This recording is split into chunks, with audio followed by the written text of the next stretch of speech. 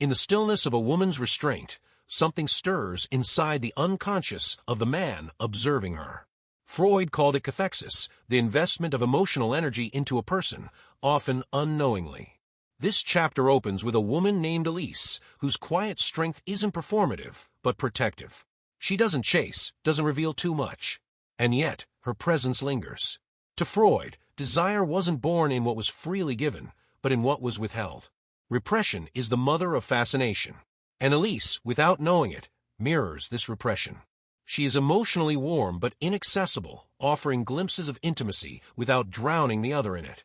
Her emotional posture mirrors a secure detachment that reminds the unconscious of every early, unresolved attachment. This behavior awakens something ancient in him, the need to prove worth, to solve a puzzle, to complete what feels fragmented.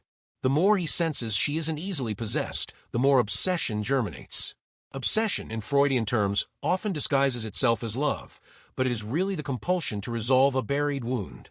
When Elise does not fill the silence with validation, his mind begins to project. Her calm detachment becomes a blank canvas onto which his unconscious paints unmet needs from childhood. This is not manipulation. It is resonance. And it is the first emotional behavior that creates unconscious obsession, mystery through emotional discipline. The ability to remain emotionally centered, present yet sovereign. Her restraint isn't absence, it is presence wrapped in boundaries. He doesn't know why he can't stop thinking about her, but it's because deep inside, she echoes the emotional riddle he's never been able to solve. Nathan's obsession isn't immediate. It creeps in, first as curiosity, then as restlessness. He replays their conversations in his head, trying to decipher her. In the modern landscape of overstimulation and immediate gratification, Elise becomes the rare silence that demands listening. One night, Nathan dreams of her. They're walking through a foggy forest, and she's always 10 steps ahead. He calls out, but she doesn't turn. Instead, she drops a white ribbon that floats toward him. He wakes up unsettled, compelled. The unconscious speaks in symbols, and Elise has become his symbol. In his waking life, he begins to change subtle patterns. He starts dressing more intentionally, reading more deeply, revisiting poetry he once dismissed. All without knowing why. Elise hasn't demanded transformation. Her presence evokes it. This mystique, anchored not in aloofness but in sovereignty, pierces through Nathan's emotional defenses. He starts questioning his past relationships. Starts asking himself why he's always sought women who would complete him, validate him, mother him. Elise does none of that. Instead, she holds a mirror. One day, Nathan tells a friend about her. She's different. I can't explain it. It's like she sees everything but says very little. And when she's around, I want to be better. But I also feel small. His friend laughs. Sounds like you're in love. But Nathan knows it's not love. Not yet. It's obsession. A longing born from not having access to something he feels he needs. Yet he can't name what that something is. Freud would say this is transference, the redirection of emotions from one person to another. Elise has become the vessel of his unconscious yearning. She hasn't asked to be. But her emotional discipline has drawn out every unresolved piece of him. Later, Nathan sees Elise at a gallery. She's alone, absorbed in a painting. When she notices him, she smiles, warm, simple, unbothered. She walks toward him without urgency. Beautiful, isn't it? She says, pointing to the canvas. It reminds me of silence, how much it holds. Nathan nods, lost in her presence. He wants to say something profound. Instead, he says, "You make everything feel different." Elise looks at him, unshaken. Maybe it's because you're finally seeing.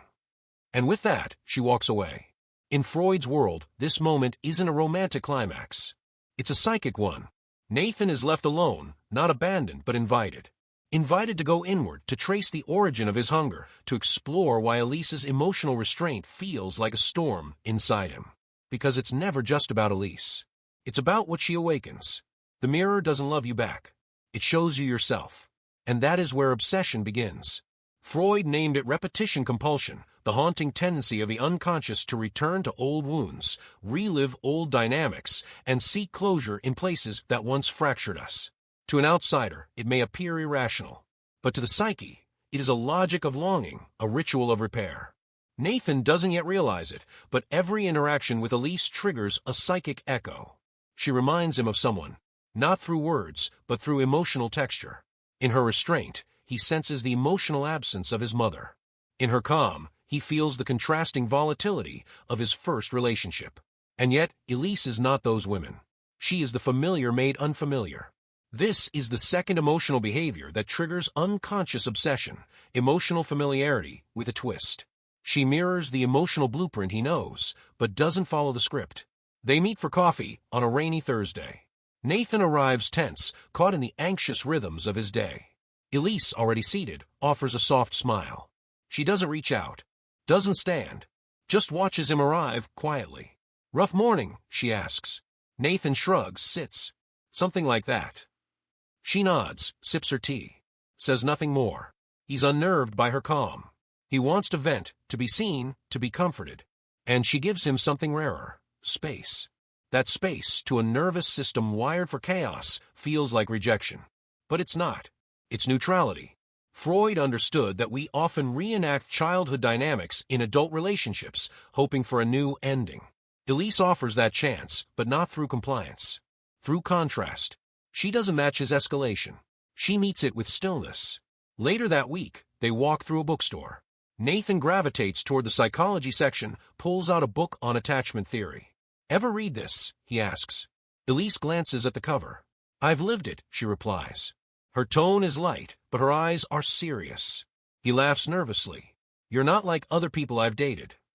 "I'm not here to be dated," she replies with a subtle smile. "I'm here to be met." That night, Nathan stays awake thinking about her words. He writes them in his journal, underlines them. To be met. What does that even mean? He remembers childhood arguments with his mother, emotional outbursts met with stonewalling. The push-pull. The chase. Elise is not playing that game. And his psyche doesn't know what to do with it. In Freudian terms, Nathan is experiencing displacement. He wants Elise to carry the emotional weight of his unresolved parental bond. But she won't. She listens, yes. She's present. But she doesn't absorb. She reflects. And so the dance begins. He reaches, she steadies. He escalates, she grounds. This doesn't diminish the connection, it deepens it. Because it's unfamiliar. It requires new muscles. Emotional muscles he never learned to use. One evening, Nathan opens up more than he intended. "Sometimes I think I'm not built for stable relationships," he admits. Elise leans back, considering. "Maybe you've just never been given enough safety to learn how." He looks away. Her words sting, but they also soothe. Because that's what the twist does. It doesn't flatter the ego. It reaches the wound, and the wound begins to stir. Obsessive attraction, when rooted in repetition compulsion, isn't about the person. It's about the opportunity they represent, a psychic reenactment, a chance to change the ending. Elise's behavior, grounded, reflective, boundaried, interrupts Nathan's script. His unconscious both resists and clings to it. He finds himself thinking about her voice in the middle of work meetings, her smile while he's driving, the way she listens, not to fix but to witness. Freud believed the unconscious seeks healing through repetition. But healing can only occur if the pattern is seen and interrupted. Elise doesn't try to heal Nathan. She just refuses to play the part he subconsciously assigns to her. And in doing so, she becomes unforgettable. Not because she gives more, but because she gives differently. She doesn't mirror his chaos. She invites him into coherence. And somewhere inside, beneath the defenses, Nathan's psyche begins to lean in, not for conquest, but for understanding. The obsession deepens, not out of control, but from recognition. Because what we cannot resolve, we are drawn to repeat. And sometimes what heals us most is the one who won't let us repeat the same way again. There is a particular kind of silence that doesn't numb, but amplifies. Freud didn't see silence as a lack. He saw it as the presence of something withheld, something potent. What is not said becomes what is most heard. Elise practices what could be called sacred pause. She is not reactive. She allows time. Between his message and her response. Between his tension and her gaze. It's not delay for power, it's space for truth. Nathan, whose emotional blueprint is coded in urgency, starts to unravel. He sends a message, a vulnerable one, and she reads it. Seen. No reply. An hour passes. Then 2. Then 7. His mind rushes to fill the silence. She's not interested. She's with someone else. She's playing games. But Elise is not manipulating. She is metabolizing, choosing response over reaction. And this, the third behavior, is what Freud would call frustrated fulfillment. the desire for something not yet attained, but vividly imagined. In Elise's silence, Nathan's unconscious begins to speak. Memories emerge. A birthday party where no one came. A voicemail never returned. He doesn't consciously link these events to her delay. But emotionally, it's the same wound. Freud wrote that we are often haunted by the unprocessed. Elise's silence is not absence, it is a mirror to his ache. Eventually she responds. Calmly, clearly, thank you for sharing. I wanted to sit with it before answering. Her words do more than reassure. They rewire. Nathan feels held, not coddled, not dismissed, held in the kind of presence that values depth over speed. But still, the silence lingers. In the days that follow, Elise continues this rhythm. She listens more than she speaks. She lets conversation breathe. And Nathan, in turn, begins to project. He sees her as powerful, even mysterious. He tells a friend, she's like some kind of mirror. Everything I'm unsure about becomes louder around her. The friend shrugs. Maybe you're not used to women who don't rush to fix you. That night, Nathan dreams again. He's in a library this time, pages fluttering, books without titles. He's searching for something, anything. Elise is there, silent, reading. She looks up, mouths something. But he can't hear. He wakes frustrated and oddly obsessed. Silence in Freud's world is the perfect stage for projection. When the other does not speak, we fill the void with ourselves. Our fears, our longings, our past. Elise's restraint, her intentional pauses, become not withholding, but sacred holding. Her silence is like a still lake into which Nathan pours his unconscious. He starts testing her. Subtly. Sends ambiguous messages. Funny how people disappear when things get real. She doesn't take the bait. She replies days later, would you like to talk about something more direct? It stuns him. Not because it's harsh, but because it's clear. Elise doesn't perform emotional availability. She embodies it. This, Freud would say, is the mother who contains rather than collapses. The archetype who witnesses without absorbing. And Nathan, sensing this, wants more.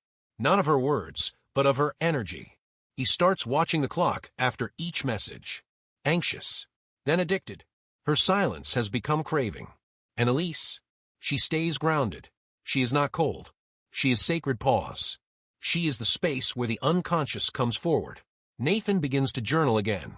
He writes, it's not what she says. It's what I feel when she doesn't speak. Freud knew this well. He built psychoanalysis on the foundation of allowing space, letting the patient speak into silence, because the silence in itself is a form of listening. Elise never says, I love you. She doesn't hint. She doesn't push. But in her pauses, Nathan feels seen. Not through flattery, but through witnessing. He starts imagining futures with her. Not out of planning, but out of yearning. Her emotional availability feels like oxygen. And yet, she is never fully his. Because sacred silence is not ownership. It is freedom. And in that freedom, obsession finds fertile ground. One evening, they're walking along a quiet path by the river. He asks, why don't you speak more? Why don't you ever need anything from me? She pauses, looks at the water, then says, because I spent years needing. And now, I've learned how to listen to myself first. Nathan falls silent, not because he's confused, but because he finally understands her silence isn't a test. It's a truth. And in that truth, he is undone. Because what he thought he wanted, words, validation, quick closeness, was a mask for what he truly needed. Presence. The kind of presence that listens through silence. And Elise? She remains silent. Not to disappear, but to let him hear himself. And in that echo, he begins to crave her. There is a magnetic force in someone who is entirely there, yet unmistakably untouched. Elise, by simply existing in her own emotional ecosystem, evokes the kind of pull that mystifies the male psyche. She is present but not possessed. Engaged but not entangled. This chapter unfolds in the unspoken space between availability and detachment. Elise shows up, punctually, emotionally attentive, even affectionate, but never overexposed.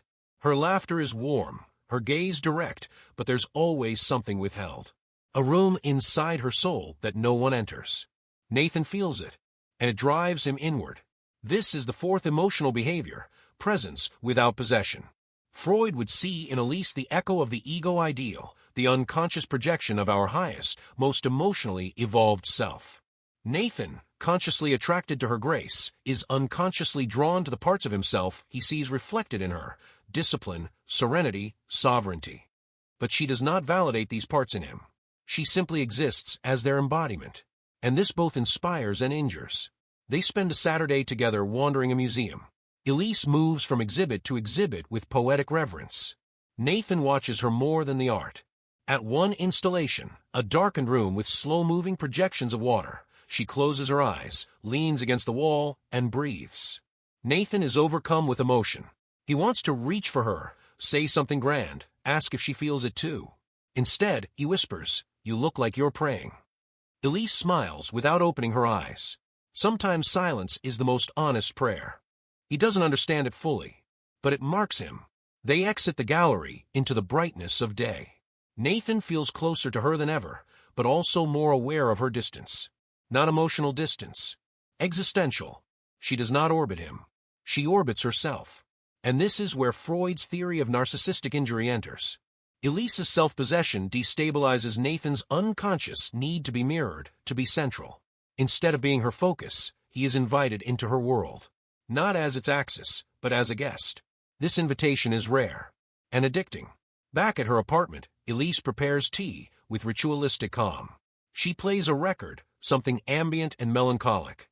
Nathan sits watching her, unsure how to name what he feels. He asks, "Do you ever miss needing someone?" She turns, hands him the tea. "I think I used to confuse needing with loving." He drinks in silence. Not just the tea, but her words.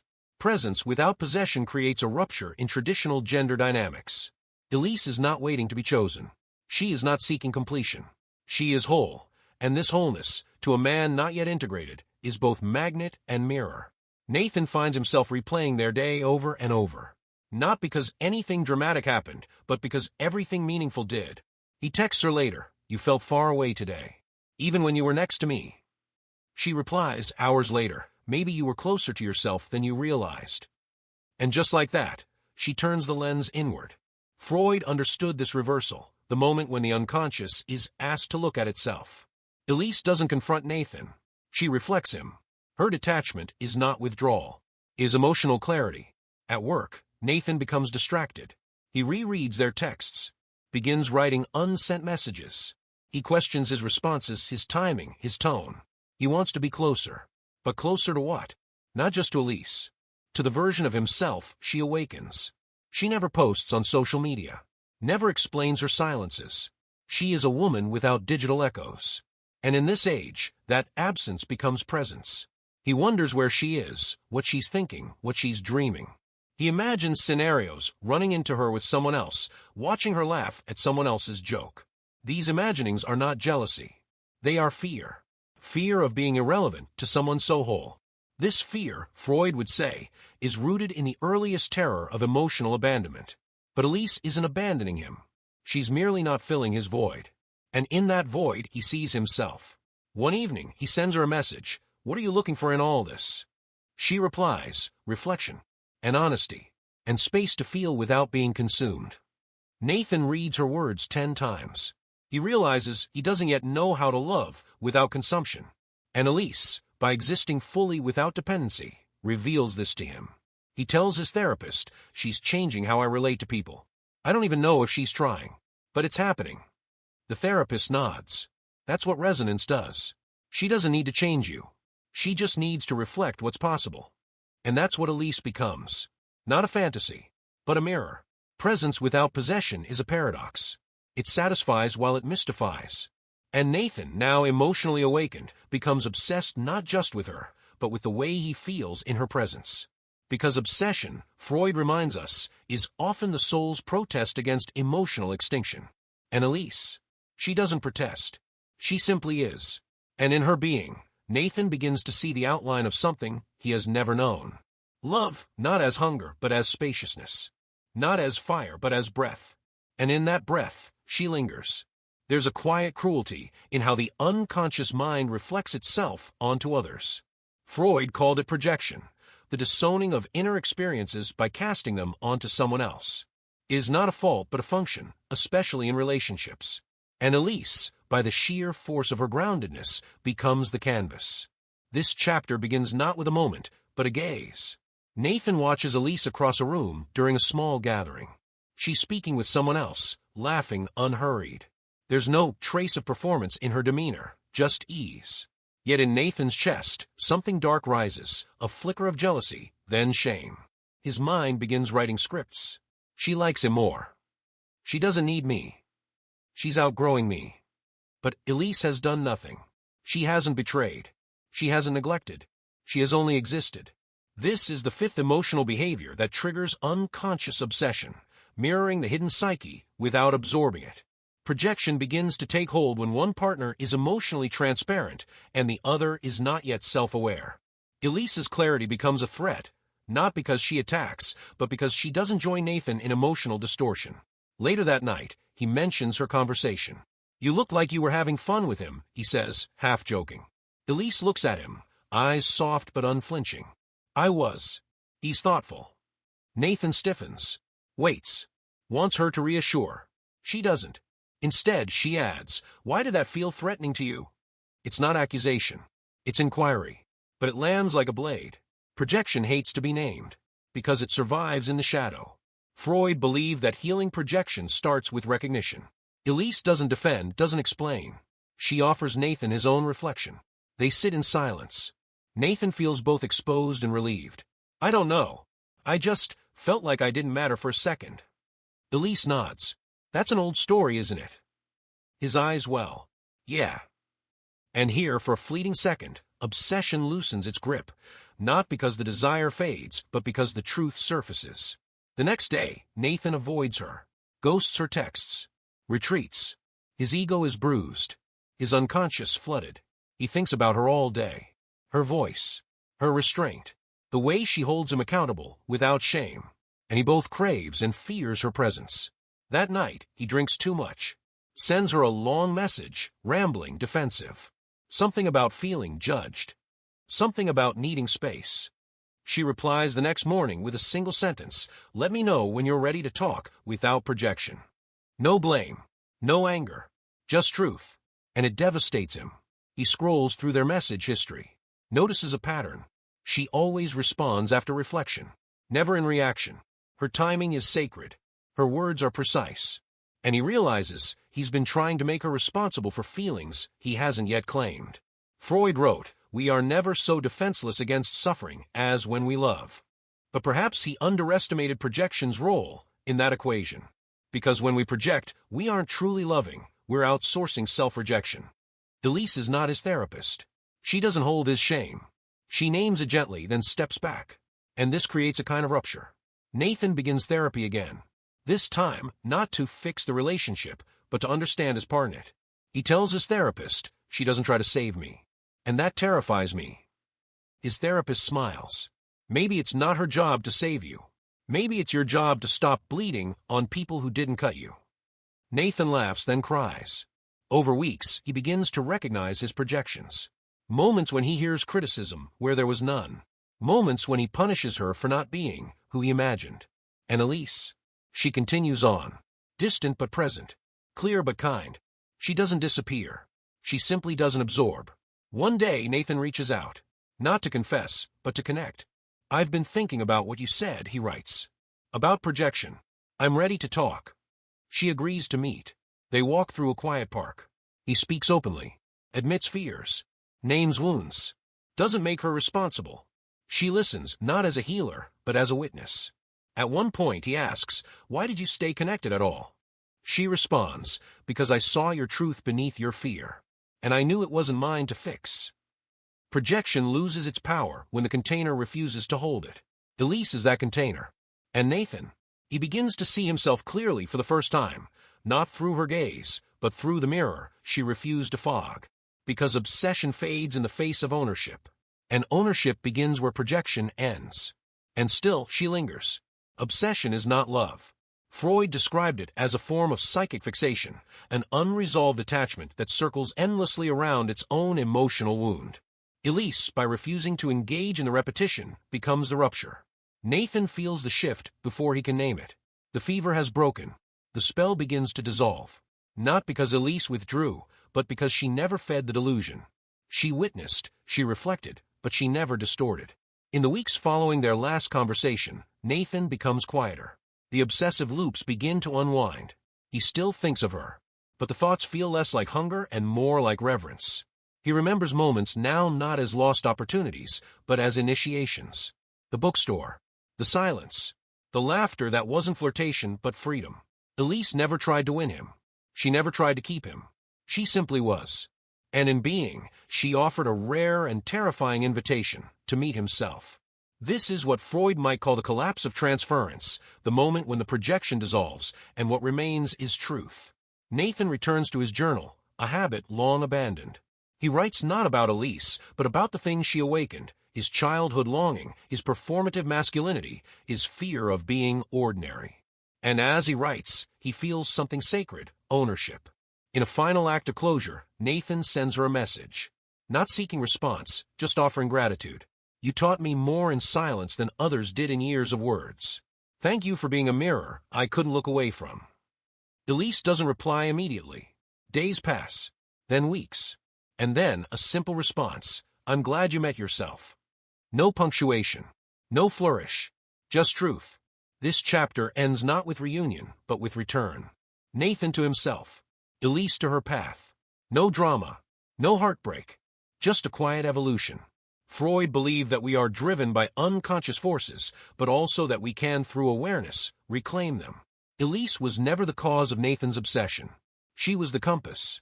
The 4 emotional behaviors she embodied: mystery through restraint, emotional familiarity with a twist, sacred silence, and presence without possession, were not tactics. They were truths. And in reflecting those truths, she became unforgettable. Obsession, when decoded, becomes awakening. And awakening is always a return. To self, to presence, to peace.